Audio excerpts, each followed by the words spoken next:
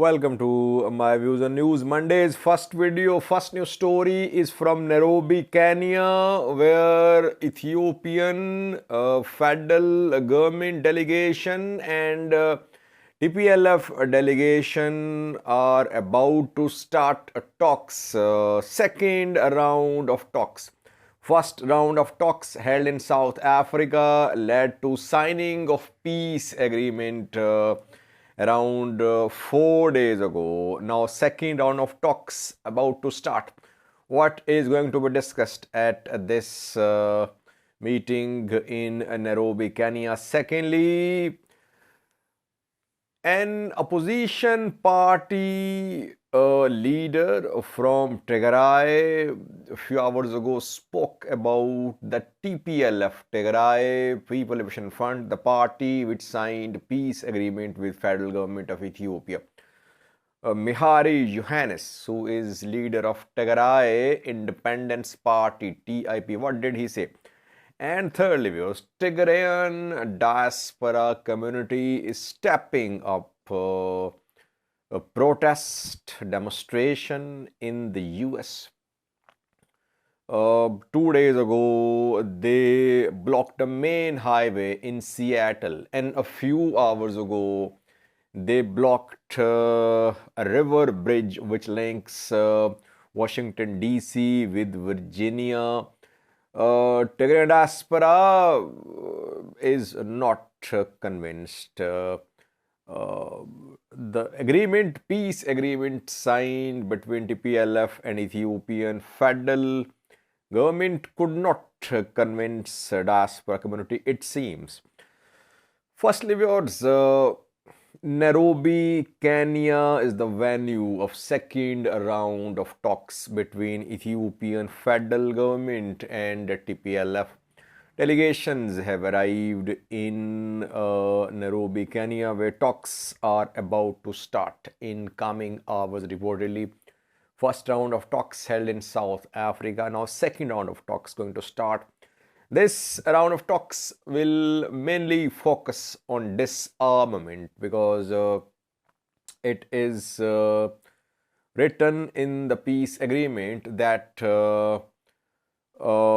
within 5 days after signing of agreement, the two parties will agree on modalities about disarmament of TPLF combatants. How will they be disarmed? How will TPLF fighters surrender heavy weapons, artillery pieces, tanks, and in 10 days from signing of this agreement, TPLF is bound to surrender its heavy weapons. So modalities will be discussed in Nairobi, Kenya. Secondly, verification mechanism regarding ceasefire violations will also be discussed. A 10-member committee of experts is going to be formed and representatives from TPLF, Ethiopian government, African Union will also be part of this committee of experts. The committee will have satellite access to. That is what was said by Ridwan Hussain, that this verification committee, monitoring committee will have access to satellite data. And the purpose of giving technological help to this committee is that the committee should be able to verify ceasefire violations by consulting satellite imagery, satellite data. So it's an interesting point which was disclosed yesterday by Ridwan Hussain. We'll update you in coming hours about talks in Nairobi. Let's hope that talks are concluded peacefully and smoothly, that things go according to the plan, because now when TPLF has literally surrendered, you can say, people don't like the word surrender, but if TPLF has decided to surrender its weapons, and people of Tigray want the same. I think those outside Tigray should support the people of Tigray Population Front, and opposition parties too. Only problem is that TPLF takes a solo flight. Opposition parties are speaking out against TPLF, though they are small. They are smaller. TIP, Salsevojene, Betona, but they must have been consulted by TPLF and Tigrayan diaspora as well. Secondly, viewers, opposition parties from Tigray are speaking out. They are criticizing TPLF. 2 days ago, I reported about a statement by Kidane Amine, Betona party leader, who had criticized TPLF and the peace agreement. And after that, Mehari Yohannes of Tigray Independence Party gave an interview.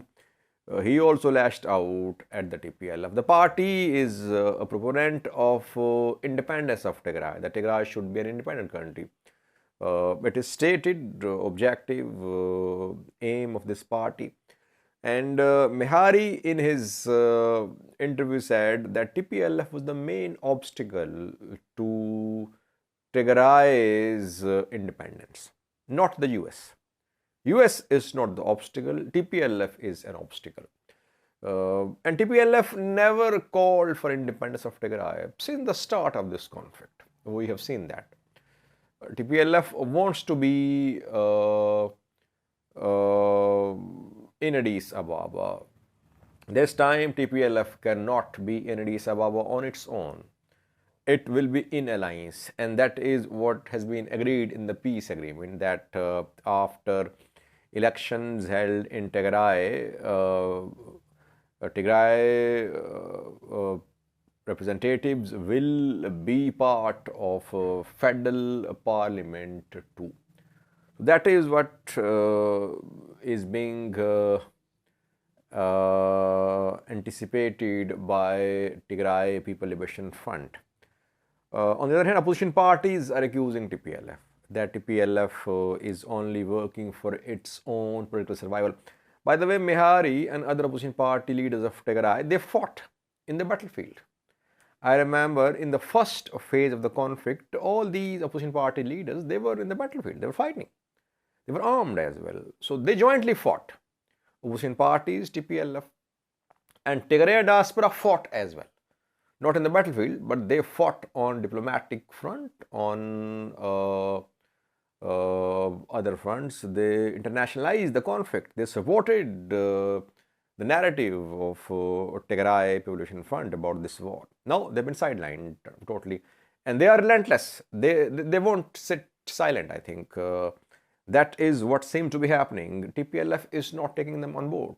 No meetings, no virtual meetings, which could be arranged. So that is why there are concerns among the diaspora community. That is why protests are being held. 2 days ago, they protested and blocked a main highway in Seattle.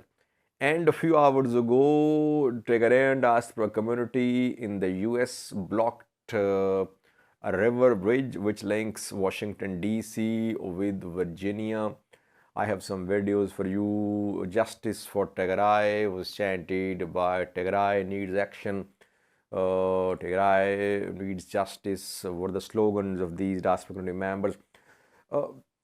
Diaspora feels betrayed that it was not consulted about the peace agreement. Secondly, TPLF in the last 2 years propagated that Tigrayan diaspora members were Tigrayans, not Ethiopians.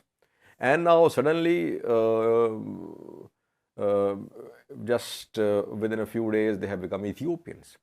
Now, Tigray Population Front says that it respects Ethiopian constitution and constitutional order. So that is a shock for the diaspora community, which it might take some time to absorb. That is why these protests are being held. And on top of that, TPLF is silent. It is not consulting. It is not trying to calm down the diaspora movement. That is why these protests are ongoing. With the clip from George Mason Memorial Bridge, which links Washington DC with Virginia. The bridge was blocked by Tigrayan protesters a few hours ago. For the clips.